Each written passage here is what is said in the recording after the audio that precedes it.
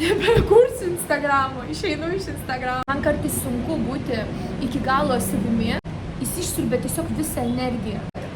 Aš vapšė nieko daryti nenoriu, atsiribojame nuo viso šlamšto. Galvoju, o kur tame yra man? Svarbiausia yra bonjour. Aš labai tikiuosi, kad girdėsis, ką aš kalbu. Aš pabandžiau prieš tai vieną kartą. Viskas girdėjosi, bet čia labai triukšminga, labai daug kas pupsena lauke už lango, stiprus vėjas, bet pabandysiu įrašyti, pasižiūrėsiu, kaip gausis, tikiuosi viskas bus gerai. Apie ką aš norėjau šiandien įrašyti video. Aš dabar išgyvenu tam tikras transformacijas, aš gyvenu tam tikrais dalykais ir galvoju, pasidalinsiu tuo ir su jumis, nes tai yra dalykai, kuriuose aš tikiu, kad kiekvienas gali rasti save. Žinot, bendrai paėmus, apie ką šiandien kalbėsiu, tai yra, kad žinot, kai atrodo viena dalis nori vieno, o kita dalis nori kito. Ir mes galim, yra keli variantai, kaip mes galim elgtis. Mes galim bandyti elgtis, kaip nori mūsų kažkuri viena dalis, ignoruojant kitą dalį. Mes galim elgtis, kaip nori kita dalis, ignoruojant tą kitą dalį. Taip, gali būti vieną dieną taip, kitą dieną taip, vienų laikotarpių taip, kitų laikotarpių taip, bet mes bet kokiu atveju jausimės blogai, nes tai yra apie vidinį konfliktą. Kai mes darome ne taip, veikiame ne iš tos būsenos, ne iš tos pozicijos, kai pritarė visos dalys, kai visom dalim gerai, o vienu metu mes veikiame, kad būtų gerai vienai daliai, o kitu metu veikiame, kad būtų gerai kitai daliai. Ne? Kaip čia būna irgi, kad žmonės skirtingai sako, kad skirtingos dalis nori skirtingų dalykų, būna sako, protas nori vieno, siela, širdis nori kito. Iš tikrųjų, tai absoliučiai nesvarbu, kaip tai pavadinti, tai yra apie tą patį. Tai čia yra pirmas variantas. Antras variantas, kaip mes galime daryti, tai mes galime, kaip tiksliau darom, ir aš darau, tai nieko nedaryti. Nei veikti pagal šitą dalį, nei pagal šitą dalį, o tiesiog pasirinkti nedaryti nieko. Aš tai pavyzdžius jums pateiksiu savo ir jūs suprasite, apie ką aš kalbu. Būtent per savo pavyzdį, nes pas visus gali skirtingi būti. Ir galima visiškai veikti taip, kad nei pagal šitą dalį, nei pagal tą dalį. Arba trečias variantas, kuris yra iš tikrųjų pats geriausias ir kurio reikia siekti, tai kad pamatyti ir sudraugauti tas visas dalis, kad visom dalim būtų gerai ir kad nei viena neprieštarautų, nebūtų taip, kad mes į kažkurią užmerkiam akis arba kažkurią išstumėm ir jos nematome ir veikiame tik pagal kitą ir atvirkščiai, bet kad nebūtų tų vidinių konfliktų. Tai koks yra mano pavyzdys, transformacija, kokią aš dabar einu, labai stiprią, ji jau tęsiasi kurį laiką, tik vis, taip žinote, eina sluoksnis po sluoksnio, taip vis kažkokie dalykai atsiveria, dar gilesni, vis kažkokius dalykus pamatau ir juos praeinu. Tai man tai yra, kas susijęs su mano veikla ir ypatingai su socialinių tinklų vedimu. Žinot, aš pajaučiau, kad aš labai, kaip čia, persisotinau mokslais. Aš labai daug mokausi, aš labai daug domiuosi skirtingom sferom. Jeigu aš ten dirbu socitinkluose, vedu socitinklus, ypač kalbant apie Instagramą, aš domiuosi, kaip juos vest, kaip daryti stories, kaip nedaryti. Ir žinot, visi kalba skirtingai. Pas vieną specialistą nueisi, jisai sako, darykit, va taip reikia daryti, dabar jūs turite pasakoti, tik tai daryti, kad būtų nuo A iki Ž, kad jūs čia įžanga, ten dėstymas, kulminacija, pabaiga, išvada. Kitas eina, sako, darykit, kaip jūs jaučiat, bet nežinot, ką daryti, darykit taip, taip, kaip dabar darosi. Trečias sako, ten dar kitaip daryti. Kitas sako, daryk iš pajautimo. Penktas sako, daryk. Ir žinot, aš taip vienu momentu sėdėjau ir aš taip galvoju, kad aš vapšė nieko daryti nenoriu. Net, žinot, negaliu, nes aš nesuprantu, kur tame esu aš pati. o kaip noriu aš. Ir aš taip, gerai, tai aš dafiga prisiskaičiau, kas ką sako, kaip tipo reikia. Tų variantų yra kokių minimum 10. Ir aš dar toliau tęsiu skaityti, kaip ten galima daryti marketingą, stories, ten reelsai ir visi kiti dalykai. Ir aš galvoju, o kur tame yra mano, o kaip aš noriu. Nes aš tą pagavau, kad aš, pavyzdžiui, aš nenoriu stories dėti. Arba nenoriu taip dėti. Arba aš įdedu ir paskui galvoju, bet aš galėjau įdėti kitaip. Ir aš pradėjau mąstyti, o apie ką man tai yra? Kodėl pas mane kyla tokias mintis? Kodėl aš nenoriu, pavyzdžiui, kurti kontentą, nors man iš tikrųjų patinka kurti kontentą. Aš vienu momentu buvau susimašius, žinot, kai tas jau būna, pas visus būna, bet žinot, neidealizuokim jokio kelio, kas jos tinkluose yra, net tie, kurie daug metų kūrė, pas visus yra ups and downs. Absoliučiai visi, kas kūrė Instagramą, bent kartą norėjo mesti Instagramą, mesti veiklą, kurti kontentą ir panašiai. Tai pas mane tokios buvo mintis, o tai gal man visai to Instagramo nevesti, gal čia kažkokį, kitaip tą darbą, kažkaip kitaip dirbti, kad, aš neturėčiau ten to kontento kurti ir panašiai. Ir aš tada save pagražinu, galvoju, bet Agata, taugi patiko tai daryti. Tau patiko daryti, tau patiko kurti, tau patiko postinti, dalintis su žmonėmis. Tik man patiko tada, kai aš kažką dariau kitaip. Ir žinot, aš pradėjau savo traukti tuos iš praeities prisiminimus, o ką aš dariau kitaip, o kaip aš dariau, ne? Kad man tuo momentu buvo, pavyzdžiui, komfortiška vesti, kad nebuvo ten kažkokių vidinių konfliktų, kad nebuvo permąstymų, kad galėjai padaryti taip, ar galėjai padaryti kitaip, o kodėl tu taip padarai, ar ten, kad visiškai nieko nedaryčiau, nes, pavyzdžiui, dabar aš atostogauju, nežinau, kokias 3 savaitės, aš beveik nieko nesidalinu Instagram'e. Aš turiu du accountus, nes aš turiu savo asmeninį, tik draugams ir pažįstamiems, o kitas yra mano darbinis, kurį greičiausiai, jeigu žiūrite čia, žinote ir jūs. O jeigu nežinote, užeikite pasižiūrėti. Tai aš į nei vieną accountą beveik nieko nepaustinu. Nes žinot, aš toks momentas, kur aš tiesiog nenoriu. Aš nebežinau, ką man paustinti. Ar man tiesiog galvoju, ar man dėti tiesiog kelionės, ar man čia dabar kažkokias prasmes rašyti. Ir galų gale aš atėjau iki tokio momento, kur aš tiek esu prisikaupus informacijos, tiek esu temų prisikaupus, tiek nuotraukų, tiek visko papasakot ir aš tiesiog nedarau nieko. Ir žiūrėkit, labai, čia toks dabar svarbiausias momentas, kokią aš savo pagavau, kad svarbiausia yra nepriimti sprendimų ant emocijų.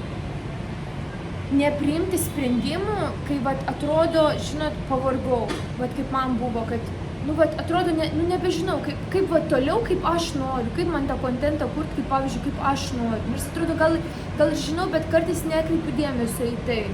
Arba darau, pagalvoju, kaip kažkokie specialistai pasakė, kaip reikia kurti kontentą. Ir pagaut save ir neleist savo kažkokių sprendimų priimti, kad, pavyzdžiui, viskas, nebekursiu Instagramo, išeinu iš Instagramo, nebedarysiu šitos veiklos. Žinot, kaip būna toksai, kur kaip mėto, kaip tas bangas iš šono, iš kranto į krantą. Bangas iš kranto į krantą, žodžiu, kaip bangas muša į krantą. Ir kad nepriimt sprendimų. Ir aš save tai pagavau, kad aš labai stipriai analizavau save. Žinot, man nepaeina toks dalykas, kad aš kažką pajaučiu, vienodai, plaukiam toliau, ne? Arba pamiršau ir, žodžiu, čia kažkaip išsisuksiu, darysiu kažką kitaip. Ne, aš visada bandau iki galo išsinagrinėti, o kas tai yra mano viduje ir apie ką man tai yra. Ir aš ilgai galvojau. Žinot, norėjau kitą mintį pasakyti, bet jinai būtų apie kitką. Aš ilgai galvojau, kaip man veikti, ne? Dabar jūs galite galvoti apie bet kokią savo situaciją, kur jums atrodo mėtymasis, ne? kur ten ar taip pasirinkti, ar taip, vat, protas nori vieno, širdis nori kito, viena dalis nori vieno, kita dalis nori kito. Ir jūs kažką darote, ne, kaip sakiau pradžiai. Arba į vieną žiūrite dalį, tik tai pagal vieną veikiate, o kitą ignoruojate, arba atvirkščiai. Arba visai nieko nedarote, kaip man buvo. Aš dabar galvoju, aš nieko nebaustinsiu, tam, kad vat, pasigilinti save, sugrįžti maksimaliai į save, išgirsti save, pajausti save, o ko noriu aš. Aš dalinausi savo mintim su savo draugiam. Beje, man veikia, aš pasidalinu, aš išgirstu save ir man vat irgi viena draugė davė irgi labai gerų įžvalgų, vat būtent apie tą vat tokį tai, ką aš darau, apie tai, kad vat, man kartais sunku būti iki galo savimi. Jeigu aš galiu, pavyzdžiui, draugiam ten bet ką atsiųsti, bet ką papasakoti ir aš jaučiu, kaip man energija ten teka ir kaip aš maksimaliai, vat, įdomiai, kaip man patinka dalinuosi, atrodo, aš va to įnešti Instagramą negaliu, nes kažkaip čia nepriimtina, mangi čia reikia apie psichologiją kalbėti, tik tai kaip čia ką, kaip aš dabar čia rodysiu tiesiog paprastus stories, tiesiog kažką pasakosiu, atrodo nei tema ir panašiai. Ir va čia visi šitie dalykai yra, kuriuos mes iš tikrųjų susigalvojam patys savo, ne? Aš pati savo sugalvojau rėmus, aš savo pati sugalvojau, prisilipdžiau kažkokius reikia ir aš pati jais vadovaujuosi ir savo realiai sunkinu gyvenimą. Sunkinu gyvenimą, man ten nuteka labai daug energijos, nes aš labai daug mąstau ir labai mažai darau. Tai vat aš niekada nepaleidžiu, kad vat man tiesiog taip išplaukt, kad, nu vat tiesiog nebedaryti, ne? Arba daryti taip, kaip vat ir jaustis blogai. Aš savo nedaleidžiu šitų dalykų, aš visą laiką einu link to, kad aš iki galo turiu savo išsiaiškinti, apie ką tai man yra ir tai išspręsti. Čia vat labai svarbus yra momentas. Ir ką aš savo, vat šiuo atveju supratau. Aš savo supratau, kad aš visada turiu klausti savęs, o kaip aš noriu, vat žinot, neužtenka to paklausti vieną kartą. Kiekvieną kartą, o ką aš šiandien noriu, o kuo aš šiandien noriu pasidalinti, o kaip aš matau, o aš čia darau dėl to, kad man kažkas pasakė taip daryti, ar dėl to, kad aš pati matau tame prasmę. Vat šitos, vat, man dabar tiek daug galvoje ir atrodo to pačiu nieko, bet aš taip vat, labai tikiuosi, kad mano pavyzdyje jūs išgirsite atsakymą savo. Nes tas vidinis konfliktas, jis išsiurbia tiesiog visą energiją. Vat kai mes mėtomės tai šiandien, tai ten, mes nesuprantame, kur eiti, ne, ką pasirinkti.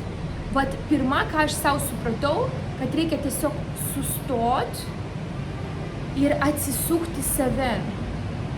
Atsisukti save, kiek įmanoma atsisakyti visų trigerių. Aš atfollowinu, aš ir taip labai mažai ką followinu Instagrame, aš dar atfollovinau žmonės, kad aš visai nieko nematyčiau. Aš ten beveik kiekvieną dieną skaitau knygas, klausau knygas, žiūriu ten podcastus ir panašiai, net per atostogas. Galvoju viskas, nu reik maksimum mažint to naudingo turinio, nes ašgi nežiūriu nenaudingo turinio. Jau jeigu žiūrėti, reikia kažkokius mokymus žiūrėti, kažkokius ten transformuojančius podcastus, suprantate, ne? Kur tu dar savo galvą tik tai prikrauni. Ir aš tokia viskas, maksimum atsiribot ir maksimum atsisukti save. Praktikas daryti, va tai, va, kas man patinka, kas man naudinga, ko aš noriu. Išgirsti save, pajausti save, užduoti savo klausimus, atitinkamus klausimus ir išgirsti atsakymus. O išgirdus tuos atsakymus iš savo vidaus, nes tik mes žinome, tik mūsų viduje yra atsakymai. Niekas mums iš išorės negali pasakyti, kaip mums daryti stories, išeiti mums iš darbo ar neišeiti, kur santykius ar nekur, palikti vyrą ar tęsti su juos. Man suskambėjo žadintuvas ir nutrūko video. Tokioj emocionalioj vietoje, ne? Tai vat, niekas mums iš išorės niekada negali pasakyti, kaip mums bus geriau, ką mums daryti, kokį sprendimą pasirinkti. tik mes patys galim sužinoti. Taip, su kito žmogaus pagalba, su kito žmogaus klausimais, nukreipimu, kitais dalykais. Bet tik mes žinome, kas mums bus geriausia. Tik mes galime tai suprasti. Ir tai galime suprasti tik tada, kai atsiribojame nuo viso šlamšto, kas yra, ne tik šlamšto, va taip pasakiau, bet dažnai tai būna tikrai labai daug tos nereikalingos informacijos, kuri labai tik tai užgožia mūsų protą, mūsų sąmonę, kurią mes užkišam savo kažkokį laisvą laiką, va čia labiau apie šlamštą yra, ir mes tuo metu negirdime savęs. Tai kai va, jaučiam, kad nežinau ką daryti, kaip pasirinkti, kaip toliau veikti, pamečiau kelią, pamečiau kažkokį suvokimą, tikslus, nesvarbu koks būtų, kokia būtų užklausa ir koks būtų tas nusiskundimas, tuo momentu svarbiausia, kuo skubiau, yra atsiriboti nuo visko, kiek įmanoma, nuo visų trikdžių, nuo visų soc-tinklų, nuo žmonių, jeigu tik įmanoma, ir maksimaliai pasigilinti save į savo vidų, į savo ramybę, atrasti savo ramybę, susijungti su savimi, pagrąžinti save į dabartį, bet pagalvokit, kaip dažnai jums būna dabartyje, pagrąžinti save sąmoningai į dabartį ir pajausti, ko noriu aš išgirsti tą šnabždančią sielą, kuri visą laiką šnabžda, bet jinai šnabžda labai tyliai. Nes protas jisai rėkia ir jisai užgožia viską, kas yra viduje, užgožia sielą.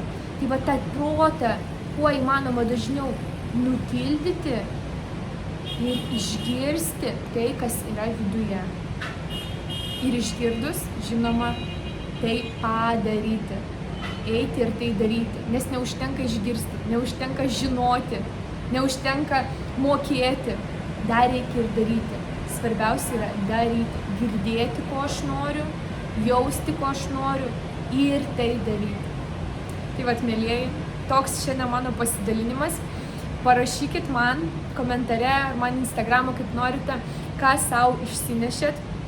Labai tikiuosi, kad tai buvo jums naudinga ir linkiu girdėti save ir svarbiausia rinktis visada rinktis save, savo norus, jausti, gilintis į tai, kas yra jūsų viduje ir tai rinkti.